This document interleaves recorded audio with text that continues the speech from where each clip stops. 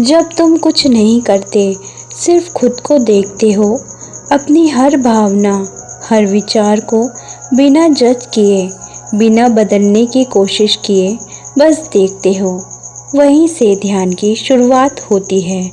ध्यान कोई तकनीक नहीं है, ये कोई आसन या विधि नहीं, ये तो बस एक साधारण सा देखना है। पर यही साधारण देखने में पूरी जिंदगी का रहस्य छिपा है। जब तुम गुस्सा होते हो और खुद को गुस्से में पकड़ लेते हो, उसी पल तुम चेतना में प्रवेश करते हो, क्योंकि जो देख रहा है वो गुस्सा नहीं है, वो साक्षी है।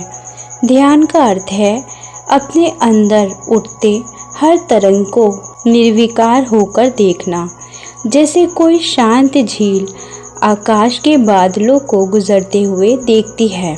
वैसे ही तुम भी अपने विचारों, भावनाओं, डर, इच्छाओं को देखते जाओ। धीरे धीरे ये देखने का हिस्सा बढ़ने लगता है और वही तुम हो, तुम्हारा असली स्वरूप। वो जो न हंसता है, न रोता है, न जीतता है, न हारता है, वो बस देखता है, शांत, स्थिर, अनंत। जब तुम खुद को ऑब्जर्व करना सीख जाते हो, तो तुम अपने भीतर के गहरे मौन को महसूस करते हो। वो मौन जो कभी टूटा नहीं, बस विचारों की आवाज़ में दब गया था। धीरे धीरे जब देखने की आदत बढ़ती है, तो तुम पाते हो कि तुम विचार नहीं हो, भावना नहीं हो, शरीर भी नहीं हो। तुम तो वो चेतना हो जो इन सबको देख रही है। विचार आते हैं, तुम देखते हो, वो जाते हैं, तुम देखते हो। भावनाएं उठती हैं, गिरती हैं, और तुम वही हो, बस देखने वाले। यही देखने की निरंतरता तुम्हें धीरे धीरे मुक्त कर देती है, डर से, दर्द से, अपनी उलझनों से। क्योंकि जब देखने वाला जाग जाता है, तो करने वाला शांत हो जाता है। फिर कोई लड़ाई नहीं रहती, कोई प्रतिरोध नहीं रहता, सिर्फ एक गहरी शांति, एक मौन उपस्थिति।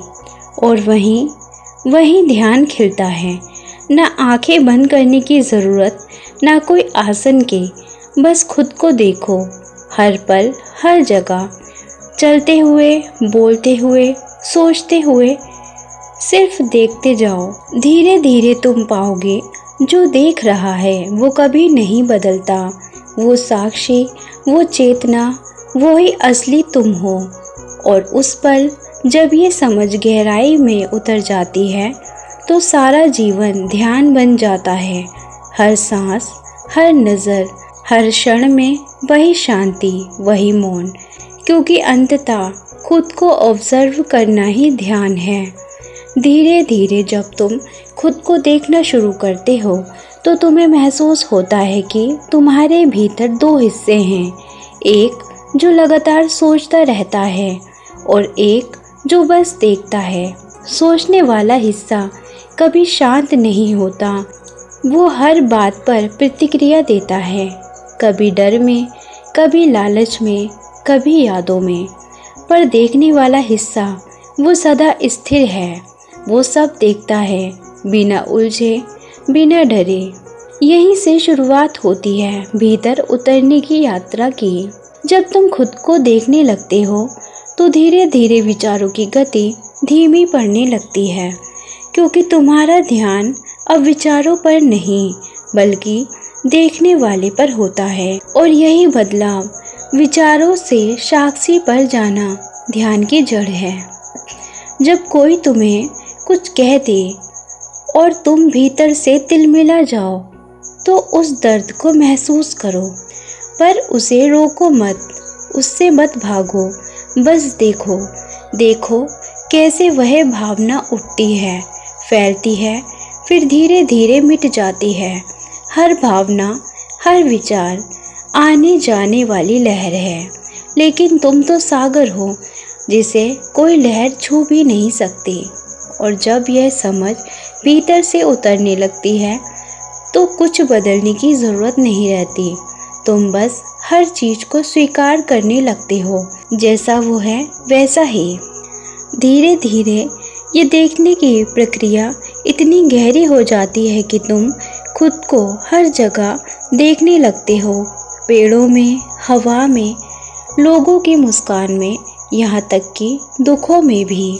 क्योंकि जब तुम देखना सीख जाते हो तो तुम समझ जाते हो कि जीवन तुम्हारे खिलाफ नहीं है। हर अनुभव, हर दर्द तुम्हें खुद की गहराई में ले जाने के लिए है। और जब तुम उन्हें देखने लगते हो बिना भागे, बिना जज किए, तो हर दर्द भी ध्यान बन जाता है। ध्यान का मतलब है जीवन को पूरी तरह जीना, पर भीतर से साक्षी रहना। हंसो, रो, महसूस करो, पर देखो कि ये सब बस एक अनुभव है, तुम नहीं।